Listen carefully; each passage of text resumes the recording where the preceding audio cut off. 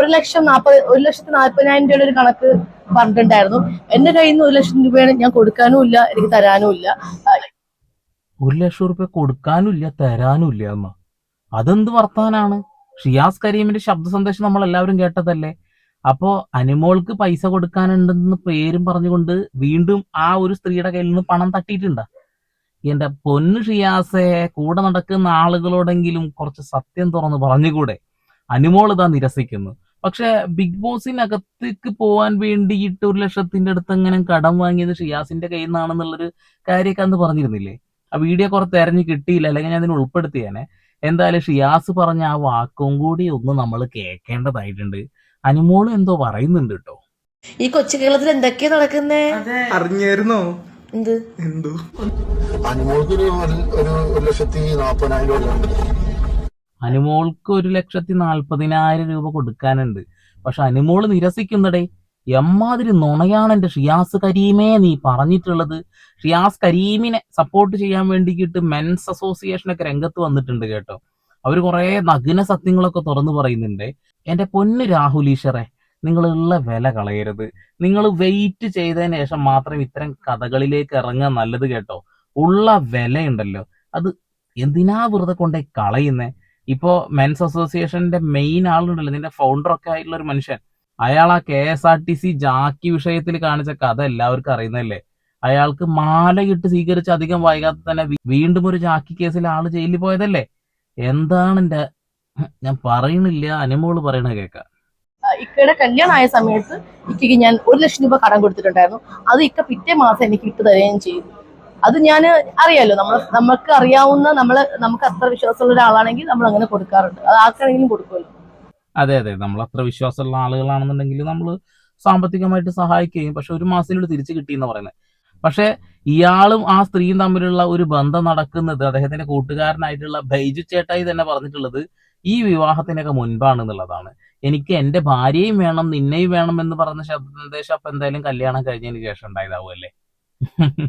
എന്താ ചെയ്യാ, എന്തായാലും നല്ല വിശ്വാസമായിരുന്നു എന്നാ പറയുന്നേ. അത്രേ ഉള്ളൂ, അല്ല 1,40,000 കണക്ക് എനിക്ക് അറിയത്തില്ല. അപ്പൊ 1,40,000 രൂപ കൊടുക്കാനുമില്ല വാങ്ങാനുമില്ലല്ലേ. ഇനി ആരെങ്കിലും വെളുപ്പിക്കാൻ വേണ്ടിയിട്ടാണോ, ഇനി വല്ല ഇൻകം ടാക്സിനെ പേടിച്ചിട്ടാണോ പറയുന്നതെന്നും പോലും നമുക്കറിയില്ല കേട്ടോ. ഒന്നേ അനുമോളെ പറയാനുള്ളൂ, ഈ ഒരു സഹവാസം അത്ര നല്ലതാണ് എന്ന് എനിക്ക് തോന്നുന്നില്ല. ഇപ്പൊ രണ്ടാമത്തെ കേസായി. അയാളെ ന്യായീകരിക്കാൻ ഒരുപാട് ആളുകൾ വരുന്നുണ്ട്. ഇവിടെ നിഷ്പക്ഷമായി നിൽക്കുന്ന ഈ നിലപാടൊക്കെ ഓക്കെയാണ്. അത് കൂടാതെ തന്നെ നിങ്ങൾ നല്ല സൗഹൃദമാണ് എന്നും രണ്ടുപേരും ഒരു ജ്യേഷ്ഠൻ അനുജത്തി ആ ഒരു ബന്ധമാണെന്നൊക്കെ വീഡിയോസ് ഒക്കെ കാണുമ്പോൾ നമുക്കറിയാം. പക്ഷെ അത് എഴുതാപ്പുറം വായിച്ച് കൂട്ടി വായിക്കുന്ന ഒരു കൂട്ടം ആളുകളുണ്ട്. കമന്റ് ബോക്സിൽ അത് കിടക്കുന്നുണ്ട്. അതുകൊണ്ട് പറയാണ്, ഈ ഒരു സഹവാസം അത്രക്ക് നല്ലതായിട്ട് എനിക്ക് തോന്നുന്നില്ല. ഷിയാസ്കയെ പറ്റി എന്ന് പറഞ്ഞാൽ നിങ്ങൾക്ക് അറിയാം, ഷിയാസ്ക എനിക്ക് ഒരു 8-9 വർഷമായിട്ട് പരിചയമാണ്. ഈ ഇൻഡസ്ട്രിയിലുള്ള ആളും കൂടി ആയതുകൊണ്ട് സ്റ്റാർ മാജിക് മാത്രമല്ല, അത് കഴിഞ്ഞതിന് ശേഷവും ഷിയാസ്കേറ്റിന് ഇനാഗുറേഷൻസ് നിങ്ങളെ നമ്മൾ കാണുന്നില്ലേ പരസ്പരം, അതുപോലെയാണ് ഇനാഗുറേഷനൊക്കെ ഞാൻ ഷിയാസ്കയെ കാണുന്നത്. അത് എന്തായാലും വിശ്വസിക്കാൻ കുറച്ച് ബുദ്ധിമുട്ടുണ്ട്. നിങ്ങളൊക്കെ കാണുന്നത് പോലെ തന്നെ ഉദ്ഘാടന വേദിയിൽ മാത്രം കാണുന്നു എന്ന് പറയുമ്പോൾ ഒരുപാട് റീൽസ്, ഇതിനോടകം എത്രയോ റീൽസ് നിങ്ങൾ ചെയ്തിട്ടുണ്ട്, ഒരുപാട് വീഡിയോസ് നമ്മൾ കണ്ടിട്ടുണ്ട്, ഒരുപാട് ഇനാഗ്രേഷനിൽ കണ്ടിട്ടുണ്ട്, ഓരോ വിവാഹ പരിപാടി അങ്ങനത്തെ പരിപാടികളില്ലേ, ഓരോ ഫംഗ്ഷൻസിൽ നമ്മൾ കണ്ടിട്ടുണ്ട്, അവാർഡ് ഫംഗ്ഷൻസിൽ കണ്ടിട്ടുണ്ട്, ഒരുപാട് ഒരുമിച്ച് കണ്ടിട്ടുണ്ട്. അപ്പോൾ ആ ഒരു വാക്ക് അത് വലിയ മണ്ടത്തരാന്നുള്ളതാണ്. എന്റെ സഹോദരന് തുല്യമാണെന്ന് അനുമോള് വ്യക്തമായിട്ട് പറഞ്ഞിട്ടുണ്ടല്ലോ. പിന്നെ നിങ്ങൾ കാണുന്നത് പോലെ തന്നെയാണ് ഞാൻ വല്ലപ്പോഴും കാണുന്നത് പറയുമ്പോൾ അതൊന്നും വിശ്വസിക്കാൻ കഴിയില്ല. കാരണം ബിഗ് ബോസ് കപ്പ് നേടിയ കപ്പിന്റെ ഒപ്പം ഏറ്റവും കൂടുതൽ ആ കപ്പ് പിടിച്ചു നിന്ന വ്യക്തിയും കൂടിയാണ് ഈ ഷിയാസ് കരീം. വീട്ടിലടക്കം വന്ന വീഡിയോസ് ഒക്കെ നമ്മൾ കണ്ടതാ. അതായത് നിങ്ങൾക്ക് ആ കപ്പ് കിട്ടാൻ കാരണക്കാരനായ ഒരു മനുഷ്യൻ കൂടിയാണ് ഈ പറഞ്ഞ ഷിയാസ്. ആ ബൊമ്മക്കുട്ടിയില്ലേ, പ്ലാച്ചി അതിനടുത്ത് പുറത്ത് കളഞ്ഞ ഒരാളാണല്ലോ. അതൊക്കെ എന്തിനാണെന്ന് വ്യക്തപ്പെട്ട അയാൾ പുറത്ത് വന്ന് പറയുന്നത് നമ്മൾ കേട്ടതാണ്. അപ്പൊ അതവിടെ നിൽക്കട്ടെ.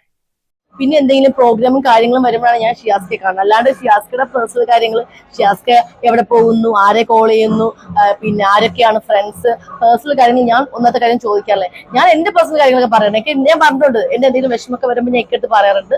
അപ്പൊ അല്ലാണ്ട് ഇക്കയുടെ ഒരു പേഴ്സണൽ കാര്യങ്ങൾ ഞാനും ചോദിക്കാറില്ല, ഇക്ക എന്നോട് ഷെയർ ചെയ്യാറില്ല. അപ്പൊ അതിനെപ്പറ്റി എനിക്ക് ഒന്നും പറയാനില്ല, എനിക്ക് അറിയത്തില്ല. അറിയാത്ത കാര്യങ്ങൾ പറയുന്നത് ശരിയല്ലല്ലോ. അതെ, അറിയാത്ത കാര്യങ്ങൾ പറയുന്നത് ശരിയല്ല. അപ്പോൾ അദ്ദേഹത്തിന്റെ പേഴ്സണൽ ലൈഫിൽ നടന്ന പല കാര്യങ്ങളും എനിക്ക് അറിയില്ല. അതെന്താണെന്ന് പോലും ഞാൻ പറയാൻ പോലും ആഗ്രഹിക്കുന്നില്ല എന്ന് കൃത്യമായിട്ട് പറഞ്ഞ് നൈസായിട്ട് അതിന്നാണ്ട് ഊരിപ്പോയിട്ടുണ്ട്. അത് തന്നെയാണ് ബുദ്ധിപരമായിട്ടുള്ള നീക്കം. അറിയുമെങ്കിലും അറിയില്ല എന്ന് പറഞ്ഞ് നല്ലതാണ്, ഇനി അറിയില്ലെങ്കിലും അറിയില്ല എന്ന് പറഞ്ഞ് നല്ലതാണ്. അത് നല്ലൊരു തീരുമാനമാണ്. അല്ലെങ്കിൽ ആളുകൾ ഏറെ കയറ്റും. അത്ര തന്നെ. ഇപ്പൊ തന്നെ നെഗറ്റീവ് അത്രത്തോളം വന്നിട്ടുണ്ട്. കണ്ടു. ഫ്രണ്ട്ഷിപ്പ് മാത്രമല്ല, ഒരു ബ്രദർ. എനിക്ക് ചേട്ടന്മാരില്ല, എനിക്ക് സഹോദരങ്ങൾ. എൻ്റെ ഫാമിലി ഫുള്ളും ഗേൾസാണ്. അച്ഛൻ്റെ ഫാമിലി നോക്കണമെങ്കിലും അമ്മയുടെ ഫാമിലി നോക്കണമെങ്കിലും കൂടുതലും ഗേൾസാണ്. പിന്നെയുള്ള എല്ലാ കുഞ്ഞു മക്കളാണ്, അനിയന്മാരാണ്. അപ്പം എനിക്കൊരു മൂത്ത ചേട്ടൻ എന്നുള്ള ഇതിലാണ് ഞാൻ ഷിയാസ്കെ മാത്രമല്ല ഞാൻ കാണുന്ന എല്ലാ ചേട്ടന്മാരെയും. സ്റ്റാർ മാജിക്കിലാണെങ്കിലും ബിഗ് ബോസ് ആണെങ്കിലും ഇനി ഞാൻ ഏത് പ്രോഗ്രാം ഒരു സീരിയൽ ചെയ്താൽ പോലും എനിക്കെല്ലാം ചേട്ടന്മാരാണ്, സഹോദരന്മാരാണ്. അപ്പോൾ എനിക്ക് ഷിയാസ്കെ എന്ന് പറയുമ്പോൾ എനിക്കൊരു ബ്രദറാണ്. ഞാൻ ഒരുപാട് കമൻസ് കണ്ടു എന്നെ ഷിയാസ്കെ വെച്ചിട്ട് കുറേ നെഗറ്റീവ് സംഭവം. അത് പറഞ്ഞിട്ട് വിവരമില്ലാത്ത ആൾക്കാരാണ്. ഈ വിഷയവുമായി ബന്ധപ്പെട്ടുകൊണ്ട് ഞാൻ ചെയ്ത വീഡിയോസ് പരിശോധിച്ചാൽ മനസ്സിലാവും. 1 മുതൽ ഇതുവരെ ചെയ്ത വീഡിയോസിലൊക്കെ ഞാൻ ആ ഒരു സ്റ്റാൻഡിൽ തന്നെ ഉറച്ചു നിൽക്കുന്നു. അനുമോൾ ഷിയാസിനെ ഒരു സഹോദരനെ പോലെ തന്നെയാണ് കാണുന്നത് എന്നുള്ളത് തിരിച്ചെങ്ങനെയാണെന്നൊന്നും നമുക്കറിയില്ല. പക്ഷെ അനുമോളുടെ ആ ഒരു സമീപനം അതൊരു സഹോദരനോട് തുല്യമായിട്ടുള്ള കാര്യമാണെന്ന കാര്യത്തിൽ തർക്കമൊന്നും വേണ്ട. നെഗറ്റീവ് എന്തായാലും വരും. ഇനിയും അയാൾ ഈ കേസിൽ നിന്ന് ചിലപ്പോൾ ഊരി വരും. ജാമ്യം കിട്ടാത്തൊരു കേസൊന്നും അല്ലല്ലോ ഇപ്പൊ. ജാമ്യം കിട്ടിയ ആള് തിരിച്ചു വരും. അപ്പോൾ ആ ഒരു സഹവാസത്തിലൂടെ ഇനി ചീത്തപ്പേര് ഉണ്ടാവാതിരിക്കേണ്ടത് അത് അനുമോളുടെ മാത്രം കാര്യമാണ്. കാരണം അത്രമാത്രം അനുമോളെ സ്നേഹിക്കുന്ന ആളുകളുണ്ട്. അത് വ്യക്തമായിട്ട് കമന്റ് ബോക്സ് നോക്കുമ്പോൾ തന്നെ മനസ്സിലാവുന്നുണ്ട്. അപ്പൊ നെഗറ്റീവിലേക്ക് പോവാതിരിക്കാൻ വേണ്ടിയിട്ടെങ്കിലും അതൊന്ന് ശ്രദ്ധിച്ചാൽ നല്ലതാണ്. കൂടെ നടക്കുന്ന ആളുകളൊക്കെ എങ്ങനെയുള്ള ആളുകളാണെന്നൊന്നും നമുക്ക് പറയാൻ കഴിയില്ല. നമ്മളോട് പ്രതികരിക്കുന്ന സംസാരിക്കുന്ന രീതി ആവണമെന്നില്ല മറ്റാളുകളോട്. അത് മനസ്സിലാക്കുക. വോയിസ് ഒക്കെ ഇറങ്ങിയ ശേഷമാണ് കൂടുതലായിട്ട് ആൾക്കാർ കൂടുതൽ ഇനോഗ്രേഷൻ. അതെ, ഇനാഗ്രേഷന് ഏറ്റവും കൂടുതൽ ഞാനും വിൽക്കുകയാണ് ചെയ്തിരിക്കുന്നത്. അതെ, അതിപ്പം എന്ത് ചെയ്യാൻ പറ്റും? അതാണ് ഷിയാസ്കെ പറ്റിയോ? ഞാൻ പറഞ്ഞില്ലേ, എനിക്ക് ഇപ്പൊ എന്നോട് എങ്ങനെയാണ് നിൽക്കുന്നത് അതുപോലെ ഞാൻ അങ്ങോട്ട് നിൽക്കുള്ളൂ, അല്ലെങ്കിൽ ഞാൻ എങ്ങനെയാണ് നിൽക്കുന്നത് അതുപോലെ പുള്ളി എന്നോട് നിൽക്കുള്ളൂ. എനിക്ക് ഇതുവരെ എൻ്റെ സൈഡ് വെച്ച് നോക്കുകയാണെങ്കിൽ എനിക്ക് ഇതുവരെ നെഗറ്റീവ്. നിങ്ങളെല്ലാവരും കാണുന്നതാണ് ഞാൻ വിൽക്കുകയും തമ്മിലുള്ള ഇതെന്ന് പറയുമ്പോൾ. പുള്ളിക്കാരൻ എന്നൊരു സിസ്റ്ററാണ് കണ്ടിരിക്കുന്നത്. ബാക്കിയുള്ള കാലത്തെ പറ്റി എനിക്ക് പറയാനില്ല, എനിക്കറിയത്തില്ല. നിങ്ങളെപ്പോലെ തന്നെ ഞാൻ. നല്ലൊരു പ്രതികരണം, അങ്ങനെ പറയാം. നൈസായിട്ട് അതിന്ന് അവിടെയും തട്ടിക്കാതെ ഇവിടെയും തട്ടിക്കാതെ ഊരി പോന്നിട്ടുണ്ട്. ഇവിടെ അനുമോളുടെ ഭാഗം ക്ലിയർ ആണെന്ന് ഞാൻ കരുതുന്നു. പക്ഷെ ആ ഒരു ഫണ്ടിന്റെ കഥ അത് നമുക്ക് എത്രത്തോളം ഉറപ്പിക്കാൻ കഴിയുമെന്ന് പറയാൻ കഴിയില്ല. പല സെലിബ്രിറ്റീസും ഈ ഒരു ഇൻകം ടാക്സ് കട്ട് ചെയ്യുന്ന കാര്യങ്ങളൊക്കെ നമുക്ക് എല്ലാവർക്കും അറിയാമല്ലോ. ഷിയാസ് കരീം കൃത്യമായി പറയുന്നത് നമ്മൾ കേട്ടിട്ടുണ്ട്. ആ ഫണ്ട് കയ്യിൽ തന്നാൽ മതി, അത് അക്കൗണ്ട് ത്രൂ തരരുത്, അതിന് ഞാൻ ടാക്സ് വേറെ അടക്കേണ്ടി വരും, അപ്പൊ അതൊരു ബുദ്ധിമുട്ടാണെന്നൊക്കെ പറഞ്ഞ് നമ്മൾ കേട്ടല്ലോ. ഓഹ്, എന്താ ചെയ്യാ. അപ്പൊ 1,40,000 തരാനുമില്ല, ഞാൻ കൊടുക്കാനുമില്ല എന്നാണ് അനുമോള് പറയുന്നത്. ഇനി ഇത് കഴിഞ്ഞ് മൊഗേഷ് എം നായർ എന്ന് പറയുന്ന ഒരു വ്യക്തി ഉണ്ടല്ലോ, ആൾക്കെതിരെ എന്തൊരു പോക്സോ കേസും കാര്യങ്ങളൊക്കെ ഉണ്ടായിരുന്നു. അതൊക്കെ എന്താണ് നുണയാണ്, കെട്ടിച്ചമച്ചതാണെന്ന രീതിയിലൊക്കെ ഇപ്പോൾ മെൻസ് കമ്മീഷനൊക്കെ ഇടപെടൽ നടത്തിയൊക്കെ കേട്ടിട്ടുണ്ട്. പല കേസിലും ഫേക്ക് ഉണ്ടാവാറുണ്ട്, നമുക്കത് പൂർണ്ണമായിട്ട് അറിയില്ലല്ലോ. അതവിടെ നിൽക്കട്ടെ, കമന്റ് ബോക്സ് കിടക്കുന്നത് പറഞ്ഞെന്നുള്ളൂ. നേരെ ആ വീഡിയോയിലോട്ടും കൂടി കടക്കാം. ഞാനും രാഹുൽ ഈശ്വരും ഷിയാസ് കരീമിനെ വിളിച്ച് സംസാരിച്ചായിരുന്നു. ഷിയാസ് കരീമിന്റെ വക്കീലുമായിട്ട് ഇന്നും സംസാരിച്ചു. അറിയാൻ പറ്റിയത് ഈ പറയുന്ന സ്ത്രീയും ഷിയാസ് കരീമിന്റെ ഫാമിലിയായിട്ട് ഭയങ്കര അടുപ്പമായിരുന്നു. അവർ തമ്മിൽ സാമ്പത്തികമായ ഇടപാടുകൾ അങ്ങോട്ടും ഇങ്ങോട്ടും ഉണ്ടായിരുന്നു. അപ്പൊ ആ ഒരു സമയത്തുള്ള ഇതാണ്. ഇപ്പം ഇതിനകത്ത് വരുന്ന ഒരു സമയം ഒരു സൈഡിലുള്ള ഓഡിയോ മാത്രമേ നമ്മൾ കേട്ടുള്ളൂ. ഇതിനൊക്കെ മറുപടി ഓഡിയോകളുണ്ട്, അത് ഞങ്ങൾ കേട്ടിട്ടുണ്ട്. പക്ഷെ അത് നമ്മളുടെ ഇപ്പൊ എനിക്കൊന്നും അതെടുത്ത് സോഷ്യൽ മീഡിയ ഇടാനുള്ള ഒരു തൊലിക്കെട്ടിയില്ല. തൊലിക്കെട്ടില്ല, മറുപടി വോയിസ് ഇടാൻ കഴിയില്ല, കേസ് വേറെ വരും, അതുകൊണ്ടാണ് ഇടാത്തത് എന്നുള്ളതാണ്.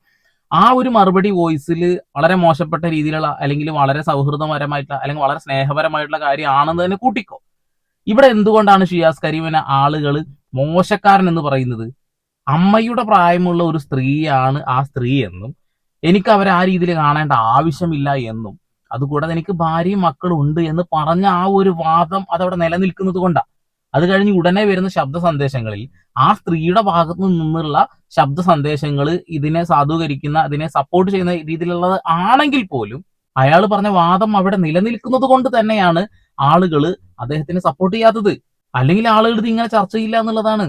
ഉമ്മയുടെ പ്രായമായ ഒരു സ്ത്രീയോടാണോ ഈ വൃത്തികേട് പറയാ എന്നുള്ളതാണ് വാദം, വേറെ ഒന്നുമല്ല. ഇനി അവർ തമ്മിലുള്ള ആ ഒരു ബന്ധം ചിലപ്പോൾ പ്രണയമായിരിക്കാം, എന്തു ആവട്ടെ, അതിനെ കുറിച്ചിട്ട് ഇപ്പോ ആരും ഒന്നും പറയാൻ നിൽക്കുന്നില്ല. ഇവൻ ഈ വാക്ക് ഉപയോഗിച്ചിവിടെ ഉമ്മയുടെ പ്രായമുള്ള സ്ത്രീ, അങ്ങനെ ഒരാളോട് ഇങ്ങനെ ഒരു ഊളത്തരം പറയുമ്പോൾ അതിന് സപ്പോർട്ട് ചെയ്യാൻ നമ്മളെ പോലെയുള്ള ആളുകൾക്ക് കഴിയില്ല കേട്ടോ. ചില ആളുകൾക്ക് കഴിയുമായിരിക്കാം. അവർ തമ്മിൽ തന്നെ പറഞ്ഞു തീർക്കാമായിരുന്നു. കൊടുക്കൽ വാങ്ങൽ എന്തെങ്കിലും ഉണ്ടായിരുന്നെങ്കിൽ അത് വെറുതെ നമ്മുടെ കോടതിയുടെയും പോലീസിന്റെയും വിലപ്പെട്ട സമയമാണ് ഈ പൊയ്ക്കൊണ്ടിരിക്കുന്നത്. ഒരാള് വേറൊരാളുടെ ഇതിൽ ഇതുപോലെ വ്യാജമായ ആരോപണങ്ങളൊക്കെ ഉണ്ടാക്കുമ്പോൾ നമ്മളുടെ ലോ സിസ്റ്റം എന്തോരം പൈസയാണ് ഇതിന്റെ പുറത്ത് നഷ്ടം എന്നറിയാമോ? പോലീസ് അങ്ങോട്ടും ഇങ്ങോട്ടും ഓടുന്നത്, ഇയാളെ നോക്കാൻ പോകുന്നത്, ഇയാളെ കൊണ്ടുവരാൻ പോകുന്നത്, ഇയാളെ സ്റ്റേറ്റ്മെന്റ് എടുക്കാൻ പോകുന്നത്, മറ്റതും മറിച്ചെന്നും വന്നിട്ട് കുറെ ആൾക്കാർക്ക് ആഘോഷം. ഈ ഇതിന്റെ തലവേദന മുഴുവൻ ഇവർക്കാണ്. അപ്പം അനാവശ്യമായി ഇതുപോലെ നമ്മളുടെ തന്നെ സമ്പദ് വ്യവസ്ഥയെ തകർക്കുന്ന ഇതുപോലുള്ള കേസുകളാണ്. കള്ളപ്പരാതിയാണോ കള്ളക്കേസാണോ എന്നുള്ളത് പോലീസുകാർ കണ്ടെത്തട്ടെ. എന്തായാലും ഇത്രത്തോളം ആയില്ലേ. പിന്നെ സമ്പദ് വ്യവസ്ഥയെ കുറിച്ചിട്ടും കാര്യങ്ങളൊക്കെ കുറിച്ച് പറയുന്നുണ്ടല്ലോ. ഒരുപാട് ആളുകളുടെ കള്ളക്കേസിൽ കൊടുക്കപ്പെടുന്നുണ്ട് അല്ലെ. ഒരു ഇതുമില്ലാതെ അനാവശ്യമായിട്ട് കള്ളക്കേസിൽ കൊടുക്കുന്ന ഒരുപാട് പ്രവണതകൾ നമ്മൾ കണ്ടുവരുന്നുണ്ട്. അവർക്കൊക്കെ വേണ്ടി സംസാരിക്കാൻ നിങ്ങളെപ്പോലുള്ള ആളുകളെ ഞാൻ ഇതുവരെ കണ്ടിട്ടില്ല കേട്ടോ. ഇനി സോഷ്യൽ മീഡിയയിൽ ഇടാഞ്ഞിട്ടാണോന്ന് അറിയില്ല. എന്നാലും പറയാണ്, ഈ സെലിബ്രിറ്റീസിന്റെ പിന്നാലെ മാത്രമേ ഉള്ളൂ എല്ലാവരും. എന്താ സംഭവം മനസ്സിലാവുന്നില്ല. ഷിയാസ് കരീമിന്റെ എക്സ്പ്ലനേഷൻ വീഡിയോയും ആ ശബ്ദ സന്ദേശങ്ങളും ചേർത്ത് വെക്കുമ്പോൾ ഒരിക്കലും അയാളെ ന്യായീകരിക്കാൻ കഴിയില്ല. അങ്ങോട്ടും ഇങ്ങോട്ടും പണം കൊടുക്കുകയും വാങ്ങുകയും ചെയ്തിട്ടുണ്ടാകാം. പല ബന്ധപ്പെടലുകളും ചിലപ്പോൾ നടന്നിട്ടുണ്ടാകാം. എന്തും നടന്നിട്ടുണ്ടാകാം. പക്ഷെ അതൊന്നും ഷിയാസ് കരീം എന്ന് പറയുന്ന ആ വ്യക്തിയുടെ എക്സ്പ്ലനേഷൻ വീഡിയോ ചേർത്ത് വെക്കുമ്പോൾ അങ്ങ് ഉൾക്കൊള്ളാൻ കഴിയുന്നില്ല. എനിക്ക് അതിനെപ്പറ്റി ഒന്നും അറിയത്തില്ല. ഞാൻ പുള്ളിക്കാരനോട് അതിനെപ്പറ്റി ഒന്നും സംസാരിച്ചതുമില്ല. എനിക്ക് വ്യക്തിപരമായിട്ട് വളരെ നന്നായിട്ട് അറിയുന്ന ഒരാളാണ്. എനിക്ക് തോന്നുന്നില്ല അല്ലെ പുള്ളിക്കാരന് ഈ 60-70 ഒക്കെ കിട്ടത്തുള്ളൂ. സത്യത്തിൽ ഈ ഒരു സംഭാഷണം അതൊരു കളിയാക്കലിന് തുല്യാണെന്നുള്ള കാര്യത്തിൽ തർക്കമൊന്നും വേണ്ട. ഷിയാസ് കരീമിന് പ്രായം കുറഞ്ഞ ആളെ കിട്ടില്ലേ എന്നുള്ള ഒരു ആക്കിയ ഒരു മറുപടി ആയിട്ടാണ് എനിക്ക് തോന്നിയിട്ടുള്ളത്. അത് വളരെ മോശപ്പെട്ട ഒരു പരിഹാസമായിട്ടേ എനിക്ക് കാണാൻ കഴിയുള്ളൂ. മാസ്ക് ഇട്ട് വെച്ചിട്ട് 28-30 പറഞ്ഞ് പറ്റിച്ചായിരിക്കും. പക്ഷെ എനിക്കോട് അത് ട്രാപ്പാണോ? നിങ്ങൾക്ക് അറിയത്തില്ലേ? നിങ്ങളല്ലേ ഇവരുടെ ഒക്കെ ദൈവമായിട്ട് ഇവർ നിൽക്കുന്നത്. നമ്മളിതിനെ കുറിച്ച് അന്വേഷിച്ചപ്പോൾ നമുക്കറിയാൻ പറ്റിയത് അവര് തമ്മിൽ റിലേഷൻഷിപ്പിലായിരുന്നു, ഒരു നല്ല ബന്ധത്തിലായിരുന്നു. അതിന് കൊടുക്കൽ വാങ്ങലുകൾ ഒരുപാട് ഉണ്ടായിട്ടുണ്ട്. അത് എന്തുമാവാം, പല പല കൊടുക്കൽ വാങ്ങലുകളുണ്ട്. പിന്നെ അത് പിണങ്ങിയപ്പോ അത് വലിയ ഇങ്ങനെയായി. പക്ഷെ ഇത് വർഷങ്ങൾക്കൊക്കെ മുന്നേ ഉള്ള സംഭവമല്ലേ? മുന്നേ ഉള്ള സംഭവം. അത് വർഷങ്ങൾക്ക് മുമ്പേ ഉള്ള സംഭവം അല്ലേന്ന് ചോദിക്കുമ്പോൾ കല്യാണം കഴിയുന്നതിന് മുന്നുള്ള കഥയാണെന്നാണ് ആദ്യം പറഞ്ഞത്. പക്ഷെ കല്യാണം കഴിഞ്ഞതിന് ശേഷമുള്ള കാര്യങ്ങളും ആ ശബ്ദ സന്ദേശങ്ങളിൽ ഉണ്ടല്ലോ അല്ലെ. ഭാര്യയെ കുറിച്ച് പറയുന്നുണ്ടല്ലോ, ആ ഒരു സ്റ്റാറ്റസ് ഇടരുത് എന്ന് പറഞ്ഞ് ഇക്കു എന്ന് വിളിക്കണ്ട, ഷിയു എന്ന് വിളിച്ചാൽ മതി എന്നൊക്കെ പറഞ്ഞത് കല്യാണത്തിന് ശേഷമുള്ള കാര്യങ്ങളാണ്. പക്ഷെ എന്തും ആയിക്കോട്ടെ, നമുക്ക് പച്ചക്ക് ന്യായീകരിക്കാൻ എങ്ങനെ കഴിയുന്നു ഈ ഒരു വിഷയത്തിൽ എന്നാണ് എനിക്ക് ചോദിക്കാനുള്ളത്. ഇതെങ്ങനെയാണ് നിങ്ങൾക്ക് പച്ചക്ക് ന്യായീകരിക്കാൻ കഴിയുന്നത്? കൊടുക്കൽ വാങ്ങലുകൾ പലതരത്തിലുള്ളത് നടന്നിട്ടുണ്ട്. ഞാനും ഓക്കെ, അത് സമ്മതിക്കുന്നു. പക്ഷേ ഷിയാസ് കരീമിനെ ന്യായീകരിക്കുന്നതിന് മുൻപ് അയാളെ എക്സ്പ്ലനേഷൻ വീഡിയോ നിങ്ങൾ ഒന്ന് പരിശോധിക്കുക, എന്നതിന് ശേഷം മാത്രം സംസാരിക്കുക എന്നുള്ളതാണ്. ഉമ്മയുടെ പ്രായമായ സ്ത്രീ, ആ വാക്കാണ് സത്യത്തിൽ സ്ട്രൈക്കായി കിടക്കുന്നത്. അതിനപ്പുറത്തേക്ക് മറ്റുള്ള കാര്യങ്ങളൊക്കെ നിങ്ങൾ പറഞ്ഞ ശരിയാണ്. കൊടുക്കൽ വാങ്ങലുകൾ പലപ്പോഴും പല രീതിയിലും പല ആളുകളും നടത്താറുണ്ട്. പിന്നീട് ചെറിയ എന്തെങ്കിലും സൗന്ദര്യ പണക്കം വരുമ്പോൾ അതൊക്കെ എടുത്ത് പുറത്തേക്ക് ചാടിക്കാറുണ്ട്, പ്രശ്നങ്ങൾ ഉണ്ടാവാറുണ്ട്. ഇവിടെയും അതൊക്കെ തന്നെ സംഭവിച്ചെന്ന കാര്യം തർക്കമൊന്നും വേണ്ട. പക്ഷേ വാവിട്ട വാക്കും കൈവിട്ട ആയുധവും തിരിച്ചെടുക്കാൻ കഴിയില്ല എന്ന് ഷിയാസ് കരീം ഒന്ന് മനസ്സിലാക്കണത് നല്ലതാണ്. ആ വാക്ക് ഉമ്മയുടെ പ്രായം. വേറെയുള്ള കാര്യങ്ങളൊക്കെ ഇവിടെ നിരന്തരം നടക്കുന്നതാണ്. ഇഷ്ടം പോലെ ന്യൂസുകൾ നമ്മൾ കാണുന്നതാണ് അല്ലെ. ഒരുപാട് ആളുകളുടെ വിഷയം അതേപോലെ നടന്നിട്ടുണ്ട്. ഇപ്പൊ വേടന്റെ വിഷയത്തിൽ തന്നെ അറിയില്ലേ, വേടന്റെ വിഷയത്തിൽ അങ്ങോട്ടും ഇങ്ങോട്ടും മ്യൂച്വൽ അണ്ടർസ്റ്റാൻഡിങ്ങിന് പുറത്ത് നടന്ന ഒരു കാര്യത്തിനെ പിന്നീട് ഒരുപാട് കാലത്തിന് ശേഷം ഒരു കേസ് കൊടുക്കുന്നു.